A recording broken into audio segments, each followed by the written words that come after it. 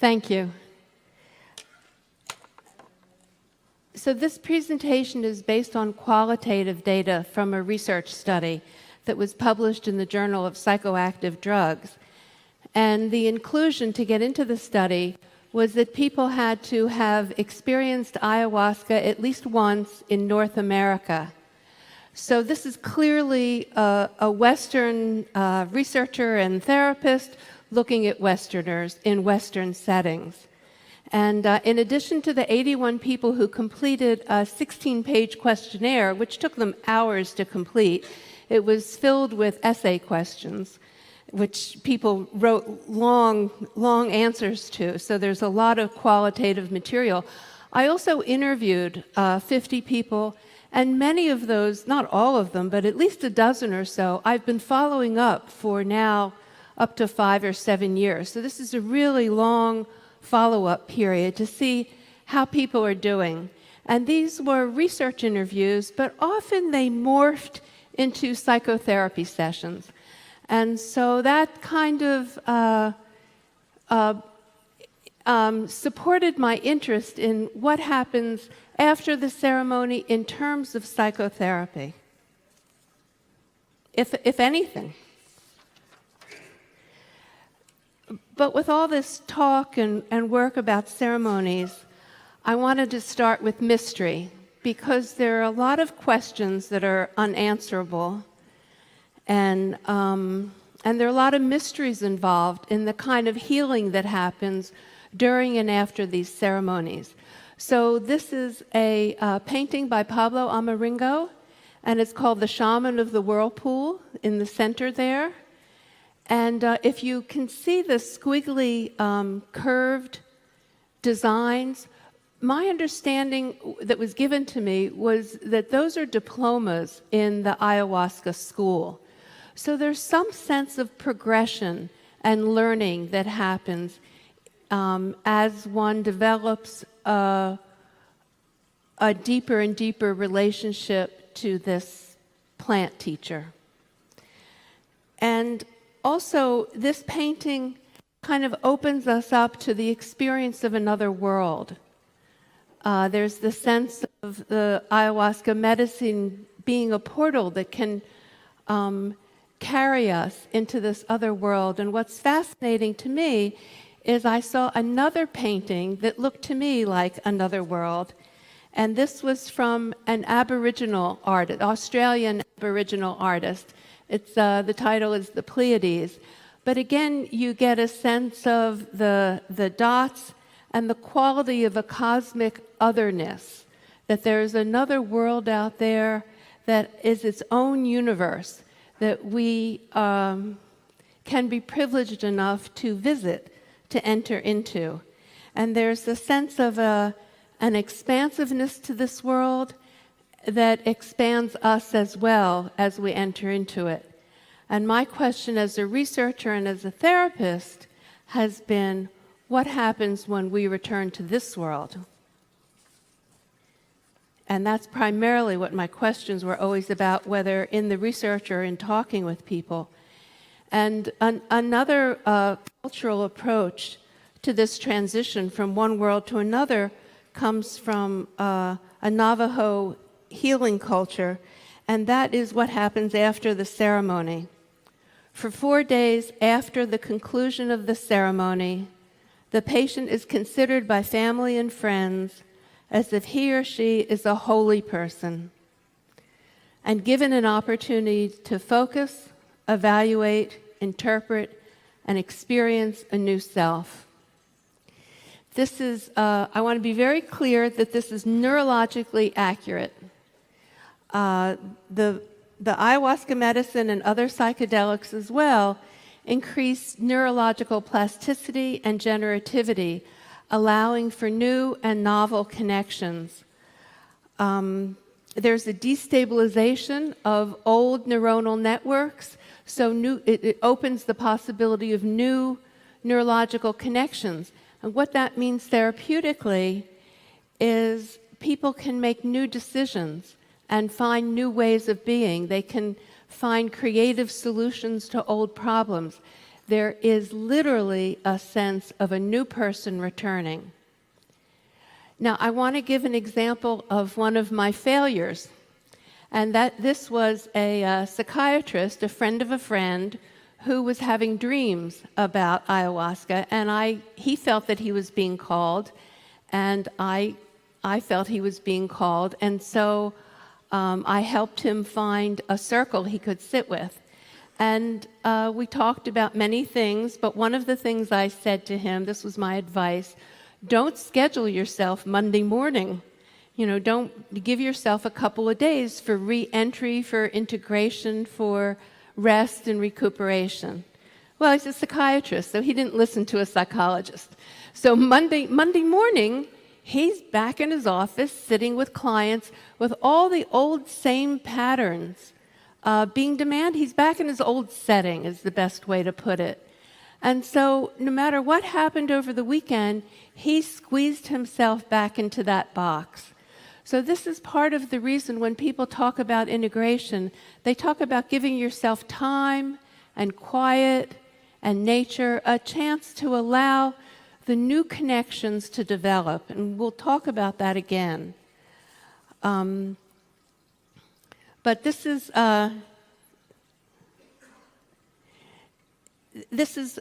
a historical way of looking at what happens in what I call the golden hours, days, and weeks after a ceremony, which is a little different than afterglow. I mean, afterglow sounds like it's just plain enjoyable. But the golden hours, they're a therapeutic opportunity not to be missed. And here's the sentence I want to read. In the golden hours is the time for allowing novel connections and creative possibilities. The habitual architecture of the personality is loosened, and the therapeutic opportunity for rewiring and reprogramming is possible. And you can see at the bottom of this slide are all the words that get used colloquially. I mean, I can't tell you how many times I've heard the word recalibrate in different circles. And so there is a real experienced, lived sense of rewiring and even restructuring. There's enough distance that comes from a ceremony that we can almost consciously restructure our neural architecture, our personalities. So very important choices can get made. And what's interesting to me historically is Albert Hofmann, whom you know, reflected on LSD sessions and said that they can serve as a starting point for restructuring the person's personality in psychotherapy. So there's a real recognition of, and I hate to be so work-oriented, but this is where the work can start. I mean, I know people feel they've really worked hard in the ceremony, but there's another level of work that's possible afterwards. And that's, and I'll talk about this later, is that goes beyond just the relaxing integration days. But you'll have seen these results in other studies published or talked about here. So I want to say this is the starting point from where people are when they come out of ceremony. This is what they report is people report greater self-acceptance and self-compassion, less depression and anxiety. And with those two things working together, you can see how easily they move into reinvesting in their interpersonal relationships. The way people express it is, I'm more interested in authentic relationships. Some people said, I got rid of toxic relationships. There's a sense of wanting to nurture and develop important relationships. Health behaviors improved, less alcohol, better eating patterns, more exercise, and there was a philosophical shift. There was a shift in worldview and a shift in the person's relationship to the universe. So if you get a sense of those two paintings that I introduced early on, there's a sense of what's my relationship to that cosmic space. And that's what begins to shift philosophically. And I think that's as important as the lifting of depression and the change in self-compassion. These are inseparable reports that people give. And one of the things that people talk about that's therapeutically and spiritually very important is people report in their own way an experience of love. So maybe it's an experience of being loved, or that the matrix of the universe is love, or that I am inseparable from love and from the universe. It's not necessarily a complete mystical experience, because there's still an I experiencing this. I felt loved. So there's not a complete obliteration, but it's, in therapeutic terms, it's called a corrective experience. That maybe I didn't feel as loved as I had wanted to as a child, and then I have this intense emotional, spiritual experience of feeling like a child of the universe. Some of you might be old enough to remember that phrase. But let me just read a quote from somebody, one of the subjects, so that you get a sense of the voice hearing this experience. You can hear something 1,000 times and still not get it. With ayahuasca, the message of being loved drops down into the cellular level, and all of a sudden you know it in your bones. And that quality of knowing something in your bones, being changed at the cellular level, many people reported that. It's that sense of, I am once and forever qualitatively different. And I know something in my bones that there's no other way I could have allowed in at that level. And that's what makes it such a corrective experience. This is just a breather. It's the waves crashing, but it speaks of the, I thought maybe you'd need a break. It speaks of the shift in the relationship to nature, that people often report a closer, more intimate relationship with nature, and they also talk about the healing quality of nature. So there's some sense of that corrective experience being available through nature. So it's not just that it happens in ceremony and it's gone. It opens something up in the person so that it becomes available to them in their lived life, and it's available to them through nature. And there's also this sense of, one phrase that somebody used is being held in the loving arms of the divine. There's also the sense of being held in the loving arms of nature, of the planet, of the universe. So it can become very real long after the ceremony. So here's the slide I was most anxious to show you, because everybody's talking about integration, and not that many people are talking about psychotherapy. Some of the presenters are talking about assisted psychotherapy with different medications or medicines. So I'm really happy to hear that, and I want to make a clear distinction. Integration happens during those first couple of days after a ceremony. Psychotherapy is an ongoing, often an iterative process. So someone might be in psychotherapy, go into a ceremony, 3 months later in their psychotherapy process, go to another ceremony. There's a sense of an unfolding quality, a sense of process that unfolds at different levels in ceremony and also in a psychotherapy office. That's a unique situation. I grant you it's not easy to find.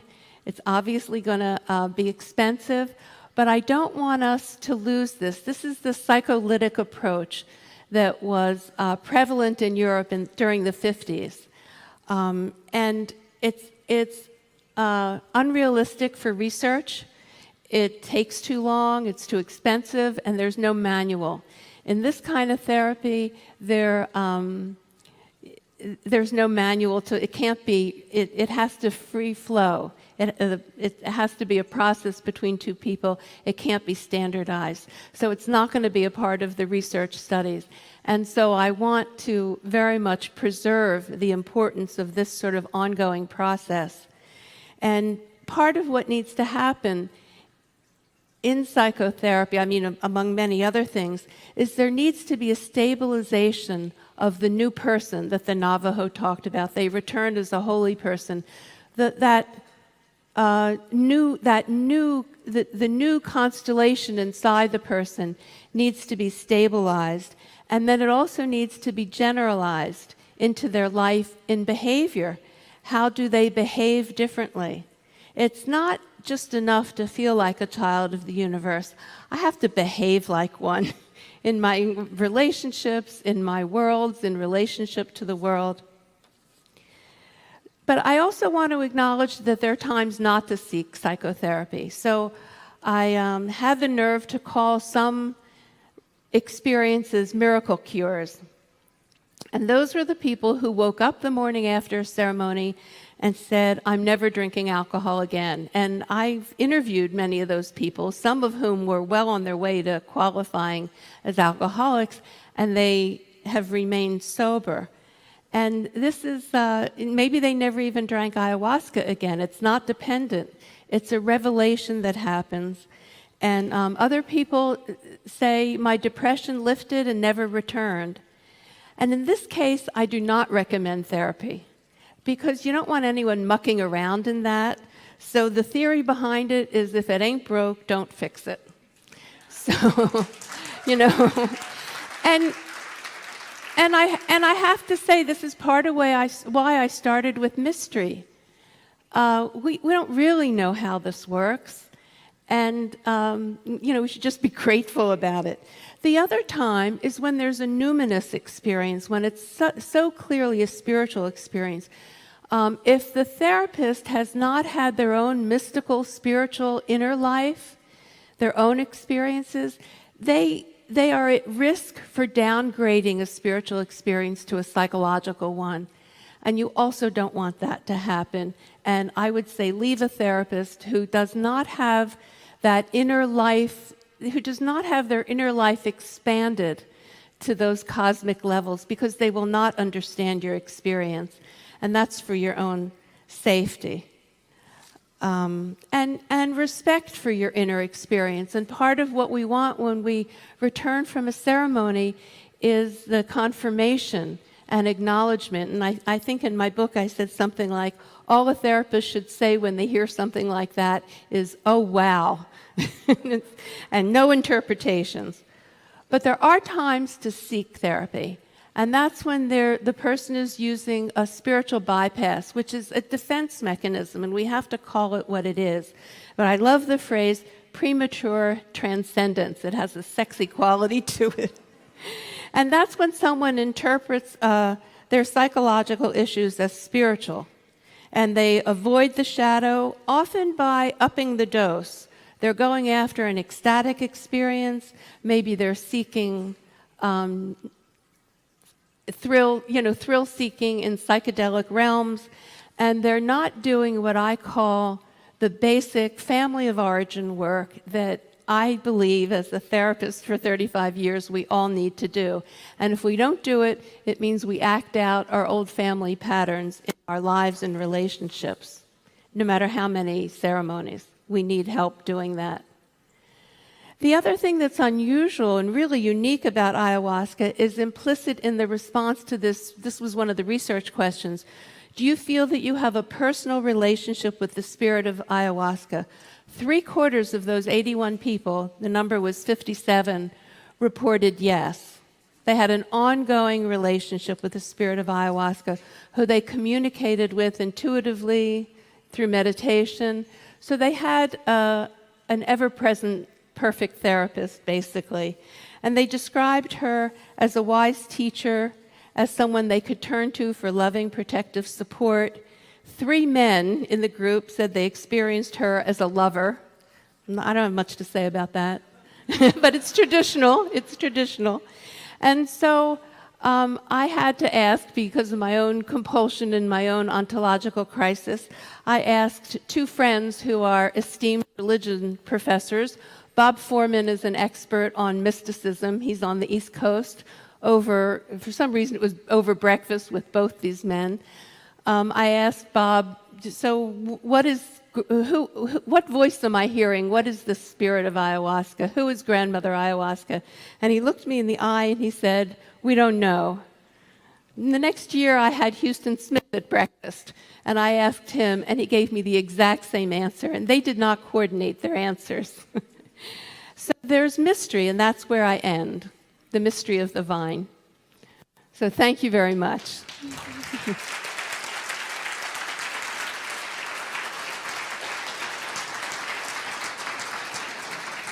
Questions? Up here.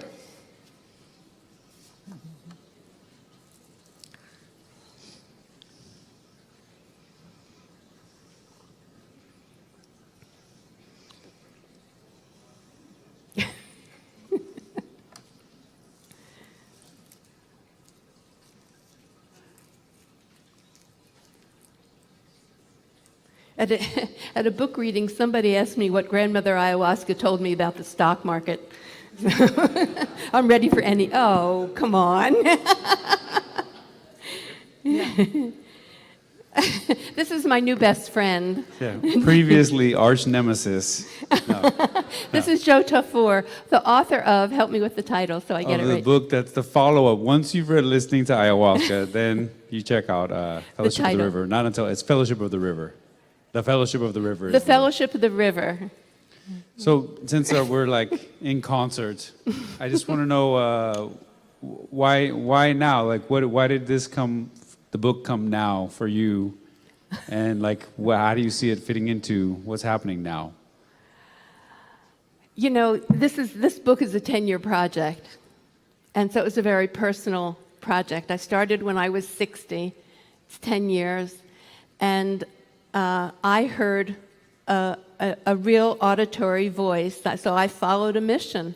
I'm one of those people, and the voice said, do the research. And I started with the research, and I continued to hear the voice, and I even had, I don't know if you came to this in the book yet, the voice even gave me consultation on the data analysis in the research. So it was very specific at times. And I felt I received help all through the writing of the book as well. Wow. Thank you for your inspiration. Thank you, Joe.